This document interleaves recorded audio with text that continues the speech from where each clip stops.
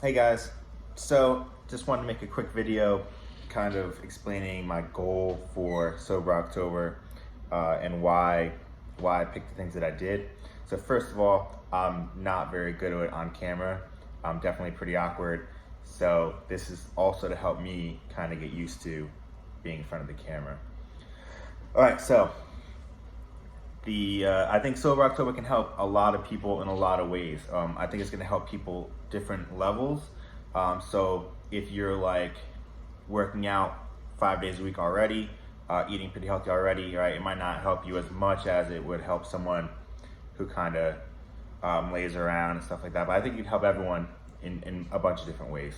So the first thing for Sober October, this was like the most obvious one to me, was no drugs or alcohol.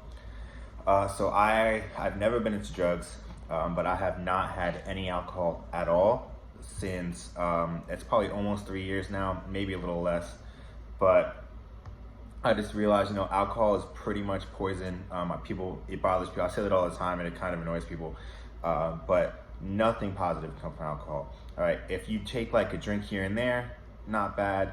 But my thoughts when I stopped drinking was I can't be hungover if I want to train, I want to work out, I want to improve myself in some way. Drinking's never going to help that. Drugs are never going to help that. So it's literally poisoning your body. It makes you sleep not as well. You don't think as clearly. So first one, like I said, clearly for me was drugs and alcohol off the table. Second one would be no fast food and soda. Someone asked me what constitutes fast food. So really, you're policing yourself. It's whatever you want to do.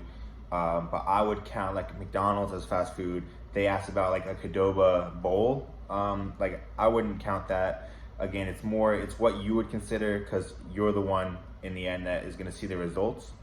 So like definitely stay away from like the McDonald's, the Wendy's, stuff like that. But even some fast food places do have healthy alternatives now.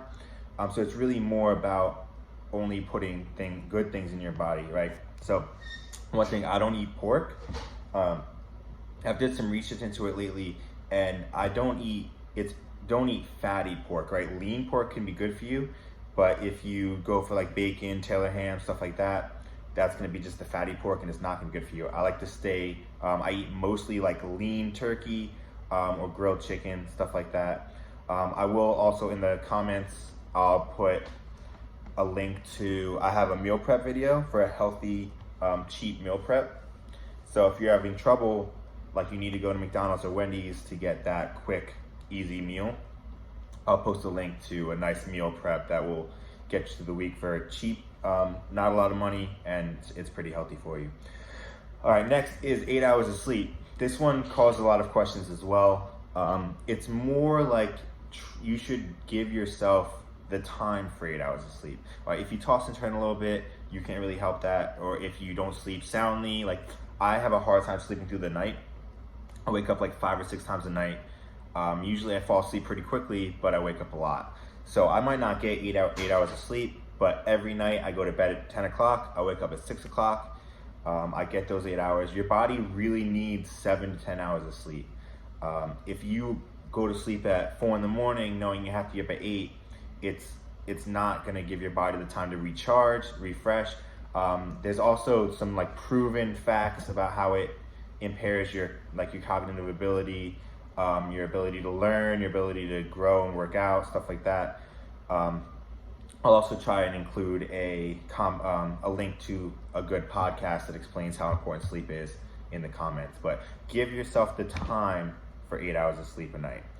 It's even better if you do that on a set schedule. So like I said, I go to sleep at 10, I wake up at 6. I've been doing that for so long now, I don't even need an alarm. I wake up 6 o'clock pretty much on the dot every day. Again, I go a little excessive with it, but 8 hours of sleep. All right, number 4, 3 hours or more of exercise a week. Again, you're policing yourself. You're gonna get out of this whatever you put into it. So but also, everyone's on different levels as well. So if your 3 hours of exercise a week is 3 hours of walking, that's not a problem. Even 3 hours of jogging, 3 hours of riding bikes. I love calisthenics. I think they're great. 3 hours of that, 3 hours of gym time. It can be any 3 hours of exercise. You can push yourself harder. Sometimes you can take lighter days.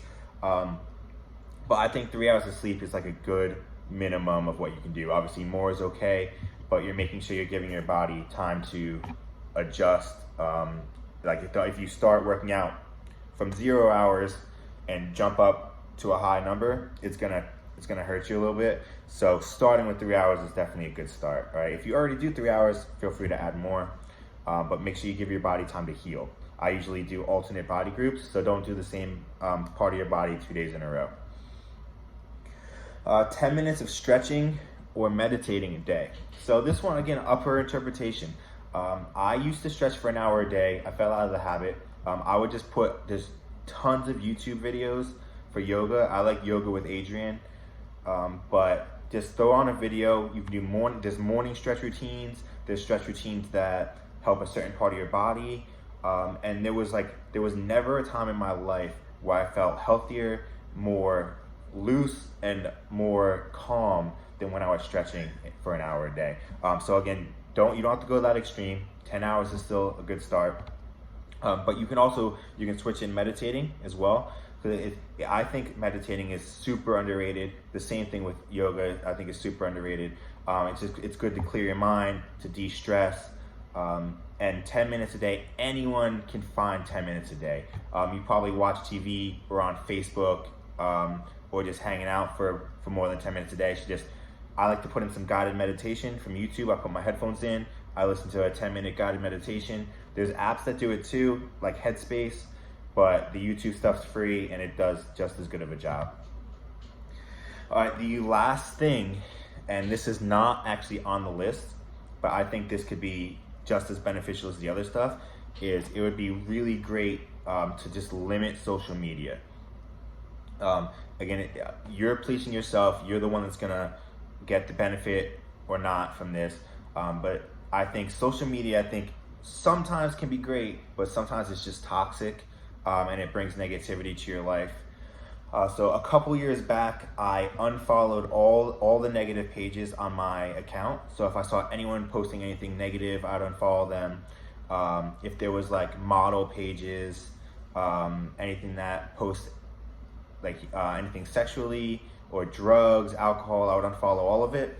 And I followed inspirational quotes, yoga people, athletes. And if you do that, you'll definitely see a change in mindset. Like instead of opening up your phone and scrolling through Instagram, which is probably just a habit at this point, you will be able to open it up and see stuff that inspires you instead of is negative. On top of that, there's, at least for iPhone, I think for Android as well, there is settings on your phone that you can click to only allow an hour of social media a day. You can set the time limits. And even when that hour's up, you can hit like keep allowing, or like you can extend the time. But at least if you set that timer, then it will tell you when you've been on social media for an hour, and it'll be surprising. Like sometimes it could be like 10 o'clock in the morning and you can see that you've been on social media for an hour and you'll be like, wow, like I never realized that I've been on for that amount of time. So those are the 5 things with one bonus thing that I think will really benefit people. If anyone has questions, again, I've been this is not something that I'm doing for a month. This is something that I've done for years, and it completely changed my life. I used to be very down, very negative, but I did all these things. I live by this. I think it can benefit people in a huge way, and I think that if people do it, they will see how much it can benefit them as well. So start it out for a month, see how it goes, and then again, you don't have to do it as extreme as I do, but maybe you'll see parts of this that you want to do moving forward. So this video was definitely a little longer than I thought it was going to be, but I think it really hits all the points. I think it would be great if everyone made it through this video. I appreciate it, but let's give Sober October a try. Add all your friends that you think can benefit from this. I think a lot of people can benefit. Thank you.